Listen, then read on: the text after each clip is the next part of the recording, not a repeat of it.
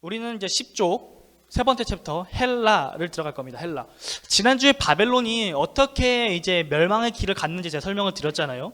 그 바벨론에 이제 두 왕이 있었죠. 그 에스더의 남편이었던 그 아하수에로, 영화 300에 나오는 그 귀걸이랑 막 목걸이 이렇게 한 그 무섭게 생긴 분, 그분과 그분의 아버지인 다리우스 왕, 다레이오스 1세, 그 왕 때 그리스를 침공을 하죠.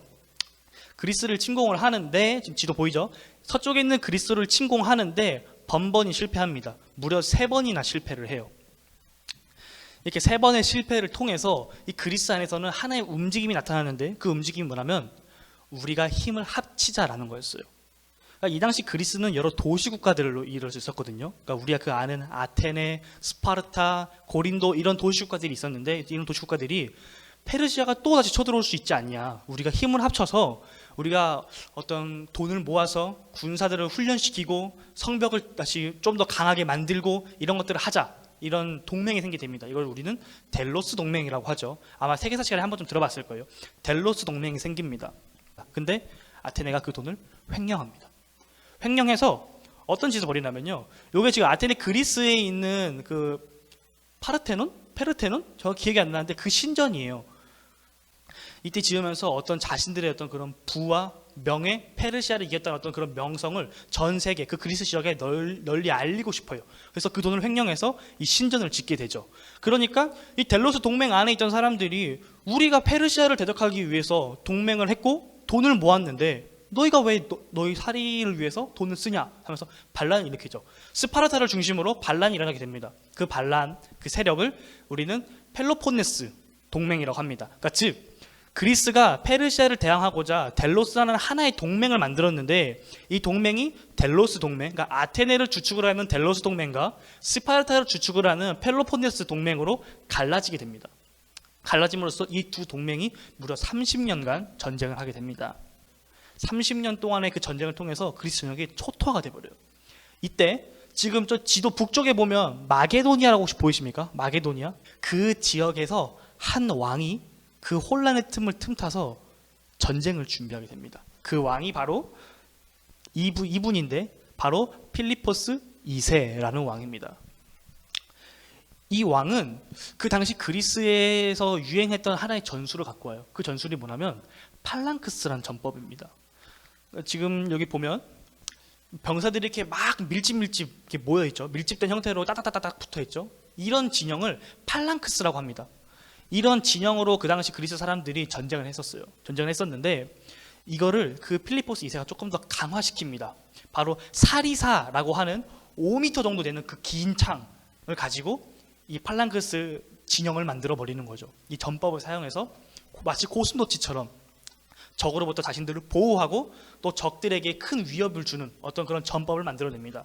그리고 또한 기계식 활을 통해서 원거리 사격 조준 능력을 높였고, 또한 동방에 있었던 저 페르시아 지역에 있었던 기병수를 가져옵니다. 이 당시 그리스 사람들은 전쟁을 어떻게 했었냐면 보병이거나 기병이거나 둘 중에 하나를 택해서 전쟁을 했었는데, 이 필리포스 2세는 이 두 가지를 동시에 사용을 합니다. 아무튼 필리포스는 이런 식으로 그 마게도니아 왕국의 어떤 그런 군사 개혁을 일으켜요. 이 필리포스 2세가 그리스 전체를 집어삼키게 됩니다. 집어삼키게 돼서 이제 어떤 그런 내부적 혼란을 잠재우고자 우리의 어떤 이런 내부적인 어떤 그런 열망, 힘 이런 거를 페르시아를 보복하는 데 사용하자라고 하면서 그리스 동맹군을 만듭니다.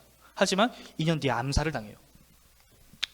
갑자기 필리포스 2세가 암살을 당하니까 그의 후계자가 정해지지 않은 상태였겠죠. 그러면 나라가 어떻게 됐을까요? 완전 뒤죽박죽 되는 거죠. 이제 누구로 왕으로 세울 건지 이파 저파 나라가 분열되기 시작합니다. 근데 이때 이 필리포스 2세에게는 단 한 명의 아들이 있었어요. 7명의 부인이 있었지만 아들은 단 한 명이었어요. 외동아들이 있었는데 문제는 뭐냐면 정치적인 이유로 이집트 공주랑 결혼을 하게 됩니다. 필리포스 2세가. 근데 그 당시 그 이집트 공주가 임신을 한 상태였어요. 그러니까 파가 크게 두 개로 갈리는 겁니다. 외동아들이 왕위를 이어야 된다라는 파와 이집트 그 공주 뱃속에 있는 아이가 사내 아이로 태어날 경우 그 아이가 대를 이어야 한다는 그 두 파로 갈라지게 되죠. 근데 그 필리포스 2세랑 함께 다녔던 그 근위병들은 그 외동아들을 옹위하게 됩니다.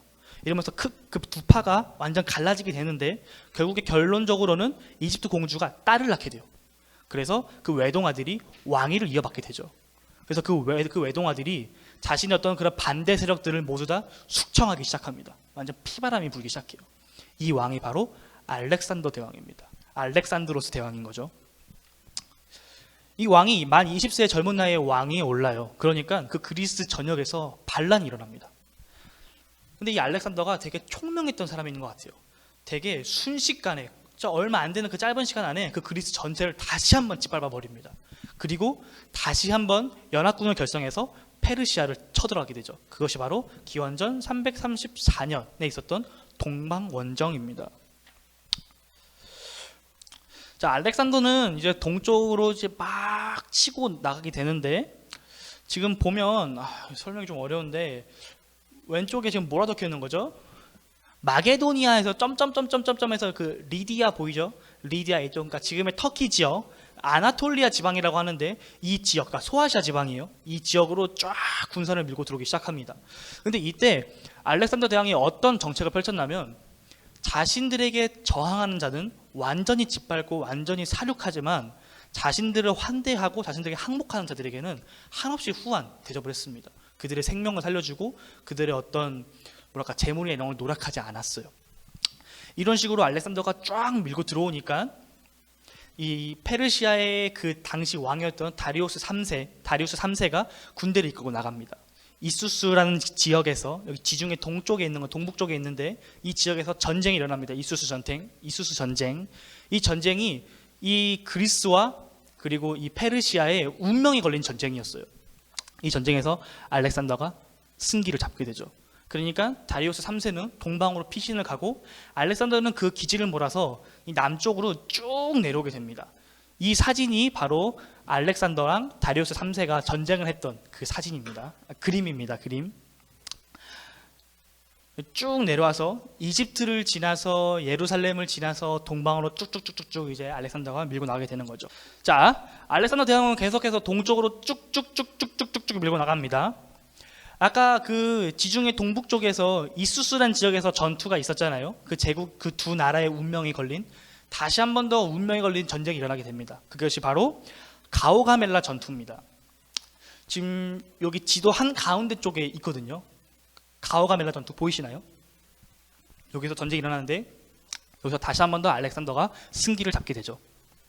이때 다리오 3세는 다시 도망을 갑니다. 도망을 가지만 얼마 안 돼서 부하 장군들에 의해서 암살당하고 죽게 되죠. 알렉산더 대왕은 남쪽으로 내려가서 그 나라의 수도인 페르세폴리스를 점령합니다. 그리고 그 크세르크세스 아하수에로 왕의 궁전을 완전 불태워버림으로써 페르시아 정복을 끝마쳐버리죠. 근데 알렉산더 대왕은 여기서 멈추지 않았어요. 한 4개월 정도 휴식을 가진 다음에 다시 서쪽으로 쭉쭉쭉쭉 밀고 나갑니다.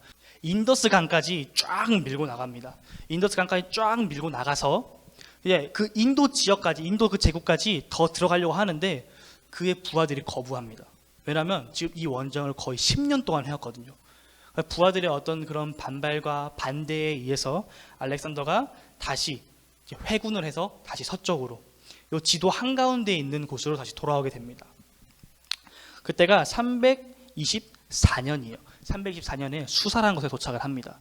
근데 이 알렉산더 대왕이 좀 무리를 했나 봐요. 그래서 알렉산더 대왕이 갑자기 죽습니다. 역사가들의 어떤 그런 추정에 의하면 뭐 말라리아에 걸렸을 것이다 라고 말하는 사람들도 있더라고요. 그래서 갑자기 알렉산더 대왕이 죽게 되죠. 지금 옆에 좀 보이나요? 알렉산더 대왕이 지금 이만큼 나라를 확장을 했어요. 어마어마한 영토를 확장을 했는데 문제는 뭐냐면 후계자를 정하지 못하니까 그의 장군들이 이 나라를 찢어갖기 시작해요. 뭐 학자들은 뭐 7명의 장군들, 8명의 장군들이 처음에 시작을 했다가 나중에는 뭐 3, 4명 정도의 장군들이 남았다라고 말하는데 아무튼 결론적으로는 나라가 이렇게 4등분으로 탁 쪼개지게 됩니다. 이 시기가 바로 알렉산더 대왕이 활동했던 시기인 거죠.